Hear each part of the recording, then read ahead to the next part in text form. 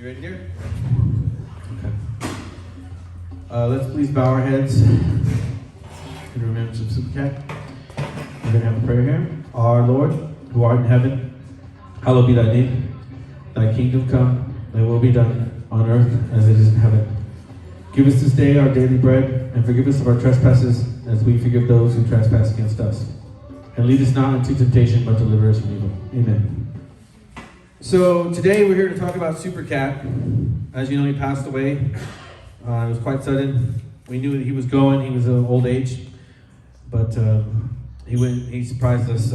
He's gone. So we're going to tell you a little bit about how we got him. When our daughter Lily was about 5 years old, she decided that for her birthday or Christmas, I can't remember which one, she decided she wanted a cat and a dog for her birthday. I think it was her birthday.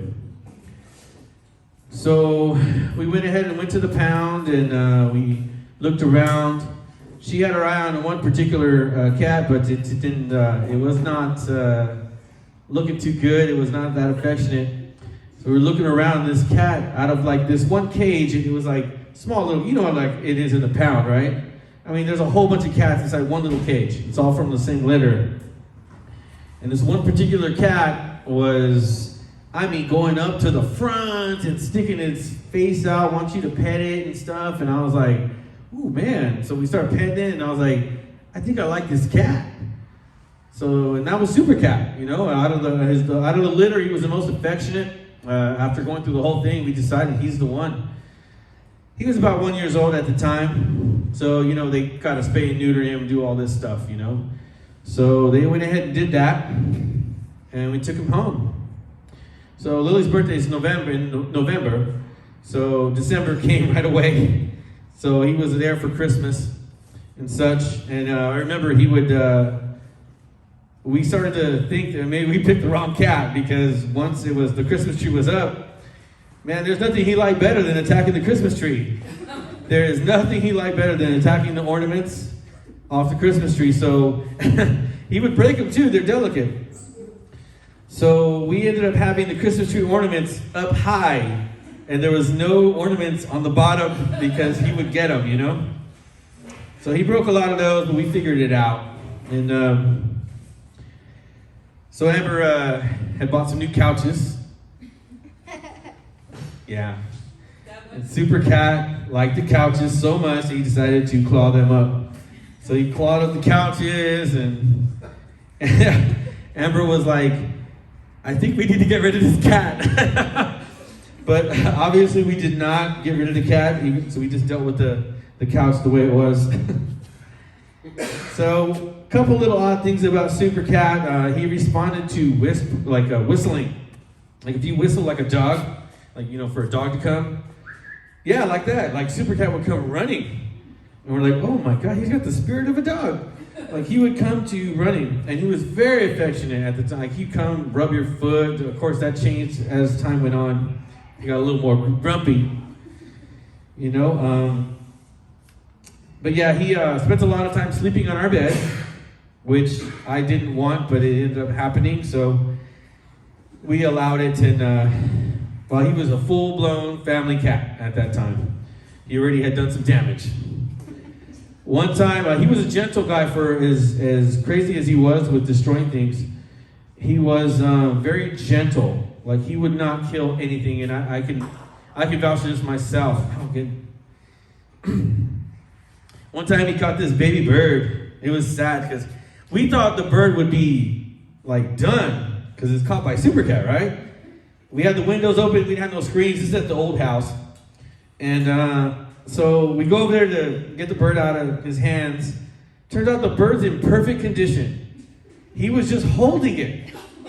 Yeah, he was just holding it. He didn't do anything. He didn't hurt it. Nothing. We were able to let it go. It flew, you know, and he brought it through the window, and the bird was basically undamaged. It flew away. Not a problem.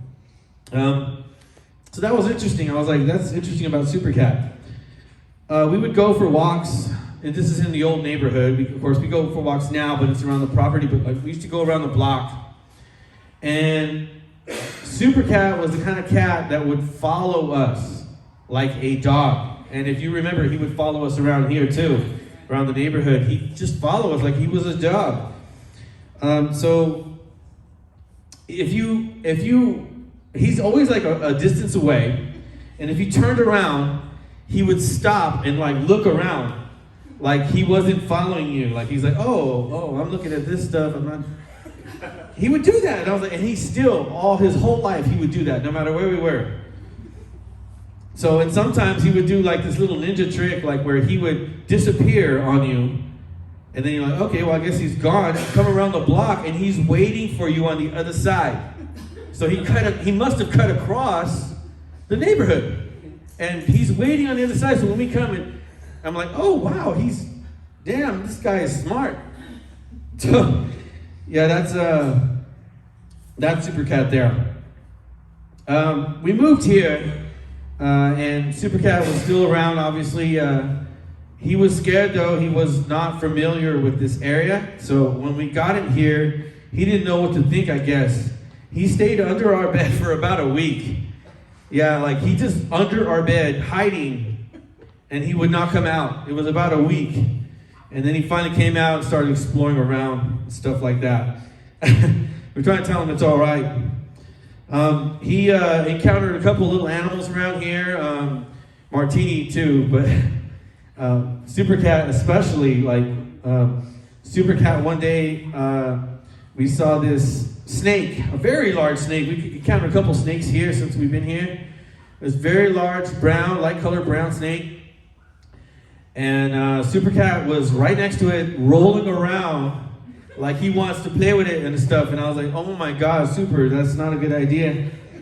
And then, of course, he ended up getting bit. We didn't see it happen, but he got bit in the forehead, out of all places. So he got bit on the forehead by a snake. We think it was a snake because the way the little puncture marks were. All the hair fell out, so he was like, Daddy. And like, yeah, but it was in the front. And so, and the little, like, it was like a clear type liquid was coming out of it.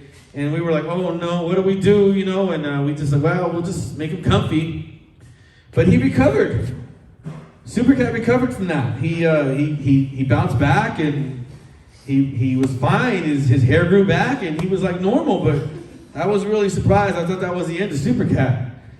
But, oh my gosh, yes, when we were at the old house, thank you, Gabriel, Super Cat got, something attacked him. We don't know what it was, a blue jay or something, and he was limping around, and we were afraid, so we went and got some of that penicillin, the fish penicillin from Kelly's Pets, and we shaved his leg, and then we cleaned it, and we would take care of his wounds daily and wash him. This is before Adam was born.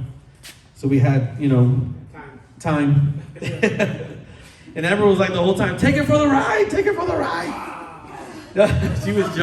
She was joking. One time when we were here, Super Cat caught a dragonfly. And dragonflies are very delicate. I mean, very delicate. Their wings are like paper, like thinner than paper. You can see through them. And I'm not even kidding, he did not hurt that dragonfly.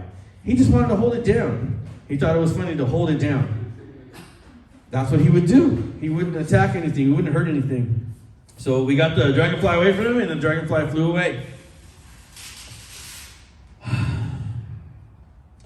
So in Bird Avenue, Super Cat was an inside cat. Like he was inside the house, he'd sleep inside, he'd walk around inside and all this and that. But once we got out here, he turned into a full-blown outside cat. Like, we wouldn't see him for days. Like, sometimes we were like, don't we have a cat? And the neighbor would tell us, hey, he's in my yard, oh, he's in my yard, because they have food put out and stuff, and of course there's other cats.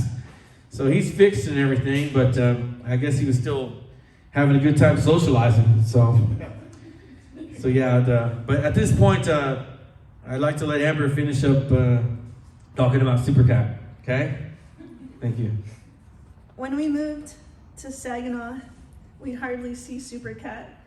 It seemed he partied all night and then would come home to sleep all day.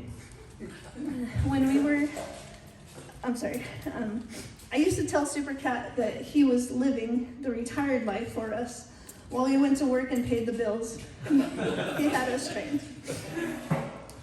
Super Cat loved my pigs too. It was so cool to see his tail wrap around them like an arm hugging another animal. He and my pig Lulu loved greeting each other, and he would pet himself against her bristly hair. Most days when I'd be heading to work, Super Cat would stand in front of the sensor of the garage closer, and I'd have to jump out of my car to move him. Then, when coming home, he'd stand in the same spot I needed to park my car at, which I had to get back out of my car and move him. When weekends hit, we'd walk around the property, just like John said, and I called him my super ninja cat, because he'd keep an eye on us. Martini would always be mean to Super Cat over food, but he never cat slapped Martini. I always thought maybe I'd see him get mad and get him, but not Super. He would keep it moving. Super Cat would want pets, but only on his terms. Sometimes I'd be walking by and I'd get a claw in my leg or a bite at my ankles to stop and pet him. He'd let you have 4 to 5 pets, then would let you know with a cat slap or a bite that that was enough and you've reached your petting limit.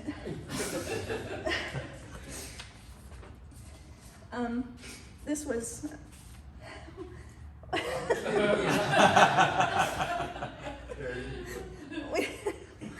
we bought these books and the children loved them. No, we read to both of them over and over again as he looked like our cat. And with time, the decline began to happen. It makes me sad as this closes another chapter. Sorry.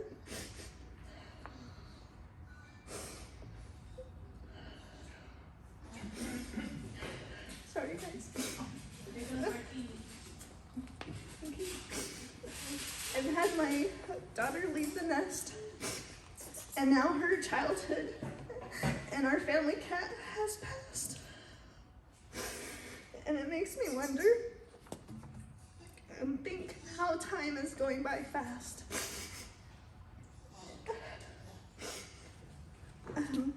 It began when he couldn't stand his cat crunchies anymore. And he began losing extreme weight, and the poor guy, his fur began to mat and tangle. So I began to give him deli turkey, $7 a pound. And he wanted fed about 7 times a day, which seemed the deli turkey only lasted 3 days. So we tried to be chintzy and give him the cheap turkey, but he knew and wouldn't allow it. Then we tried to save what he didn't eat, and he knew it was leftovers, and he wasn't having it. John even began microwaving his deli turkey for 5 seconds, and that's what he preferred, so we accommodated him. When I got off work Wednesday, this last week, it was dark, and it was night, and Super Cat was not showing when I called, and I knew something was wrong. I looked and called for him, but no answer, and before I left for work, I took my flashlight to look for him in the front. My light shined on his dirt-stained socks. He was a tuxedo cat, and he walked miles in that suit. Super Cat was approximately a year old when we got him, and we had him for 14 years. So we did the cat math and guesstimated he was 105 years old. And we're thankful for all of you showing up. Super Cat would investigate all of you. He was known by all the visitors, and he would show how he was enjoying retired country life. It just goes to show that an unwanted pet could teach you you don't have to be there 100% of the time to be 100% loved. We love you, Super Cat. Until we meet again.